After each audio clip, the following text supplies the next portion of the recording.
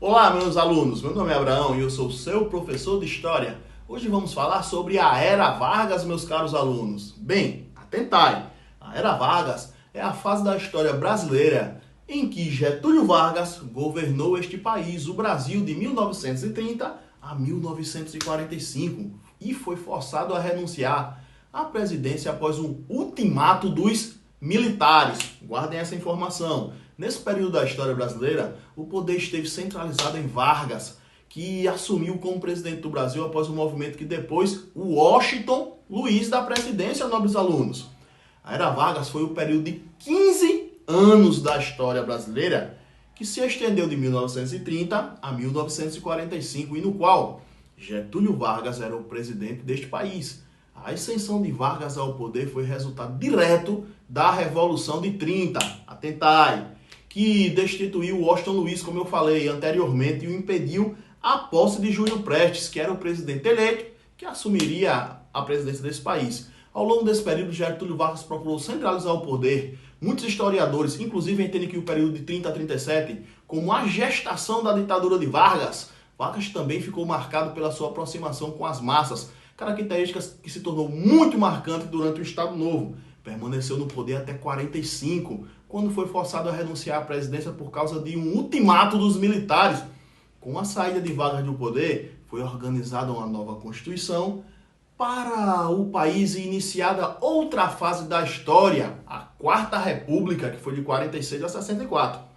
Bem, vamos resumir um pouco as características de Vargas, que é uma tarefa muito complexa, principalmente porque cada fase assumiu um aspecto diferente e, de maneira geral, as seguintes características são destacadas: centralização de poder, política trabalhista, propaganda política e capacidade de negociação são as características mais marcantes dele. No período de transição do poder, a gente tem que levar em conta que a ascensão de Getúlio Vargas à presidência aconteceu pela implosão do modelo político que existia no Brasil durante a Primeira República. Ao longo da década de 20, inúmeras críticas foram feitas ao sistema oligárquico que vigorava no nosso país, sendo os tenentistas um dos movimentos de maior oposição e destaque. A implosão da Primeira República caracterizou-se de fato durante a eleição de 30.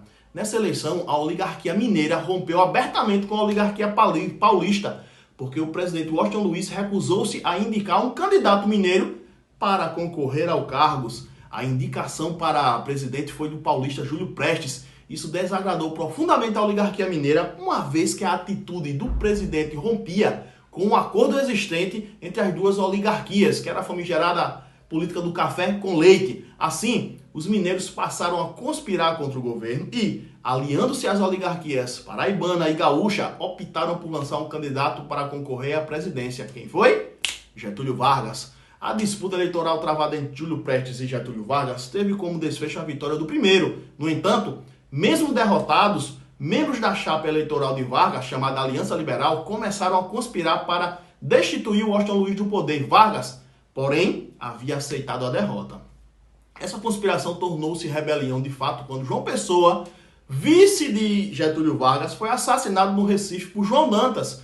O assassinato de João Pessoa não tinha nenhuma relação com a eleição disputada, mas o acontecido foi utilizado como pretexto para que um levante militar contra Washington Luiz fosse iniciado. A revolta iniciou-se em 3 de outubro de 1930 e estendeu-se por 3 semanas. No dia 24 de outubro de 1930, o presidente Washington Luiz foi deposto da presidência. Uma junta militar governou o Brasil durante 10 dias e, em 3 de novembro de 1930, Getúlio Vargas, que aderiu à rebelião quando ela estava em curso, assumiu a presidência do Brasil, nobres alunos.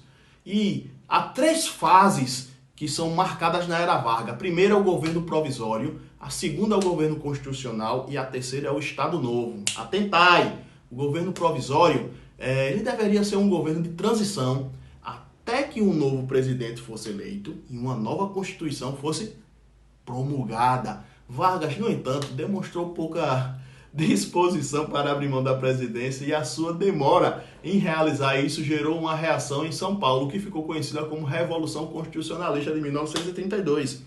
Essa revolução, além de uma resposta a Vargas por não realizar a transição de poder, era uma resposta dos paulistas à perda de poder que sofreu desde que foram derrubados da presidência com a Revolução de 30. Os paulistas foram derrotados, mas mesmo assim Vargas aceitou convocar uma constituinte e uma eleição presidencial, que acabou reelegendo para o mandato de 4 anos. O governo constitucional, esse período leva esse nome porque Vargas governou o país sob o que determinava a Constituição de 34. Deveria ter sido a fase mais democrática e aberta do governo de Vargas, mas a política nacional e os interesses de Vargas levaram o país para mais radicalização política, nobres alunos. Nesse período surgiram grupos inspirados no stalinismo e no fascismo que tinham propostas radicais para o Brasil. Além disso, uma tentativa de golpe realizada pelos comunistas em 1935 permitiu Vargas colocar em prática o seu projeto de centralização do poder e de implantação de um regime autoritário, explorando o anticomunismo. Em 1934 e 1937, Vargas foi tomando medidas, pouco a pouco, construiu o autoritarismo no Brasil. O projeto de Vargas concretizou-se quando um falso complô chamado Plano Cohen foi apresentado à nação como verdadeiro e utilizado como justificativa para uma reação de um golpe que implantou um regime autoritário em nosso país. Esse golpe deu início ao Estado Novo e assim Vargas conseguiu manter-se no poder no Brasil, meus alunos. O Estado Novo tem como característica o que, meus amigos? Autoritarismo.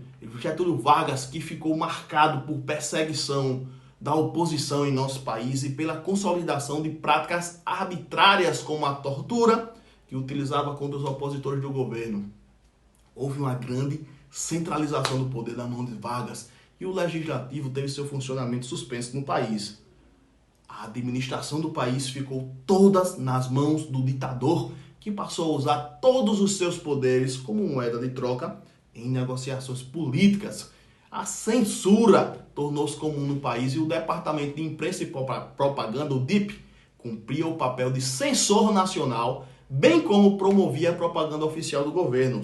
Vargas negociou o desenvolvimento do Brasil na Segunda Guerra, o envolvimento, e durante esse conflito alterou sua estratégia política aproximando dos trabalhadores por meio de uma criação de grande legislação trabalhista. Sem o apoio das elites e do exército, acabou recebendo um ultimato dos militares que o forçou a renunciar à presidência em 1945. E agora vamos falar um pouco do fim da Era Vargas. O fim da Era Vargas foi resultado direto da perda de apoio de Vargas pelos militares. Primeiro, existia a contradição pelo fato de que nosso país lutava pela democracia na Europa, mas internamente mantinha em funcionamento uma ditadura, meus alunos. Além disso, o exército e as elites econômicas do país temiam a estratégia varguista de aproximação do operário urbano com os militares. Assim, desalinhados com ele, os militares deram um golpe e assumiram interinamente o governo deste país. O candidato do Partido Social Democrático foi eleito presidente do Brasil depois da eleição de um novo governante.